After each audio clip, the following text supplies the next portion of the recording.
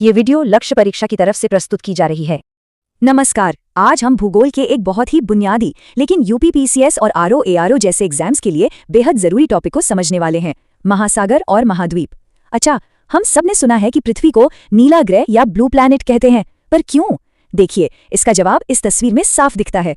अंतरिक्ष से हमारी दुनिया पानी की वजह से ज्यादातर नीली ही नजर आती है। तो चलिए एक नजर डालते हैं कि आज हम क्या क्या कवर करने वाले हैं।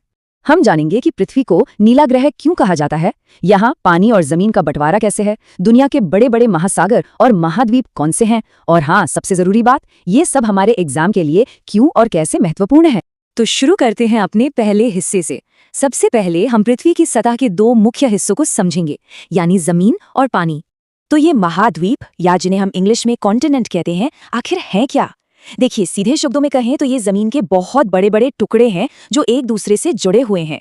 पृथ्वी पर जमीन का जो भी बड़ा हिस्सा है वो इन्हीं महाद्वीपों में बंटा हुआ है, और जहां जमीन खत्म होती है वहां शुरू होते हैं महासागर, यानी ओशन।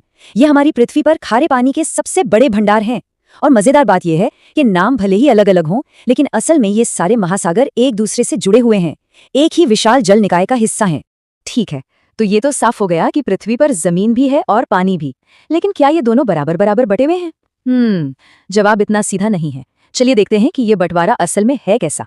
ये जो आंकड़े हैं ना, ये वाकई में हैरान करने वाले हैं। आप सोचिए, हमारी पृथ्वी की सतह का लगभग 71% हिस्सा पानी से ढका है और सिर्फ 29% पर ही जमीन है। ये जो 71 और 29 का अनुपात है, ये सीधे सीधे एमसीक्यूज में पूछा जा सकता है, तो इसे जरूर याद रखिएगा। लेकिन कहानी यहीं खत्म नहीं होती। ये जो जमीन और पानी का बंटवारा है, ये भी बड़ा आसमान है।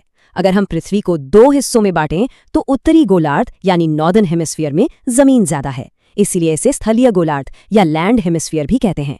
वहीं दूसरी तरफ दक्षिणी गोलार्ध यानी सदर्न हेमिस्फीयर में पानी ही पानी है, इसलिए इसे जलीय गोलार्ध या वाटर हेमिस्फीयर कहा जाता है। ये कॉन्सेप्ट मेंस के जवाबों में एक अलग गहराई देता है। चलिए अब अपना ध्यान दुनिया के महासागरों पर लगाते हैं। मैपिंग और इंटरनेशनल रिलेशन से जुड़े सवालों के लिए ये सेक्शन बहुत बहुत जरूरी है। दुनिया के नक्शे को देखें तो हमें 5 बड़े महासागर दिखते हैं, और जैसा कि हमने पहले भी कहा था, ये सब आपस में जुड़े हुए हैं। नक्शे पर जो हम इनकी सीमाएं देखते हैं वो तो बस हमने अपनी सहूलियत के लिए बना ली हैं, वरना पानी की कोई सरहद नहीं होती। अब ये जो क्रम है, इसे तो आप बिल्कुल नोट कर लीजिए। प्रतियोगी परीक्षाओं में ये सवाल बहुत आम है। आकार के हिसाब से सबसे बड़ा है प्रशांत महासागर, फिर आता है अटलांटिक, उसके बाद हिंद महासागर, फिर दक्षिणी महासागर, और सबसे छोटा है आर्कटिक महासागर। ये सीक्वेंस अक्सर पूछा जाता है। अच्छा, महासागरों को तो हमने समझ लिया, अब जाहिर है बारी आती है महाद्वीपों की। इनसे जुड़े तथ्य भी एग्जाम में सीधे सीधे पूछ लिए जाते हैं। इस बार चार्ट को देखिए, ये तस्वीर को बिल्कुल साफ कर देता है।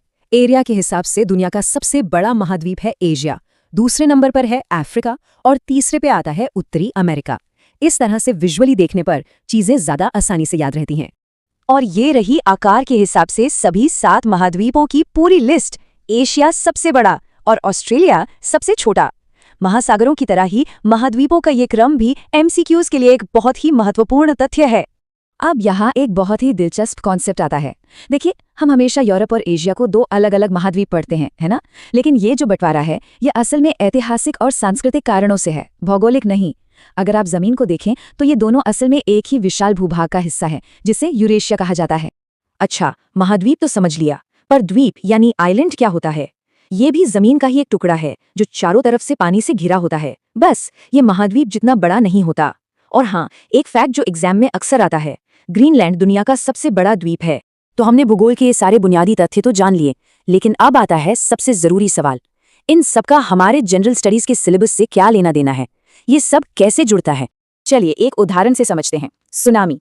हम सब जानते हैं कि ये समुद्र के नीचे भूकंप या ज्वालामुखी फटने से पैदा होने वाली खतरनाक लहरें हैं। अब ये जो टॉपिक है, ये सीधे सीधे हमारे जीएस पेपर 3 के डिजास्टर मैनेजमेंट यानी आपदा प्रबंधन से जुड़ जाता है। और 2004 की हिंद महासागर की सुनामी तो एक बहुत ही अहम केस स्टडी है। और जब भी हम आपदा प्रबंधन की बात करते हैं तो भारत की सबसे बड़ी संस्था एनडीएमए यानी नेशनल डिजास्टर मैनेजमेंट अथॉरिटी का जिक्र जरूर आता है। तो देखा आपने कैसे भूगोल का एक कॉन्सेप्ट पॉलिटी और गवर्नेंस से भी जुड़ गया। इसी तरह अंटार्कटिका की बात करते हैं तो भारत के वैज्ञानिक मिशन याद आते हैं।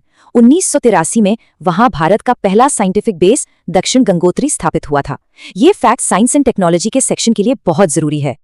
और हाँ, तारीखें। 8 जून, इस तारीख को याद कर लीजिए।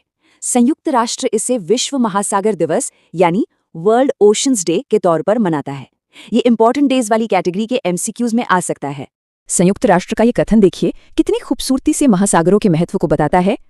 महासागर हमारे ग्रह के फेफड़े हैं और जीव मंडल का एक महत्वपूर्ण हिस्सा हैं।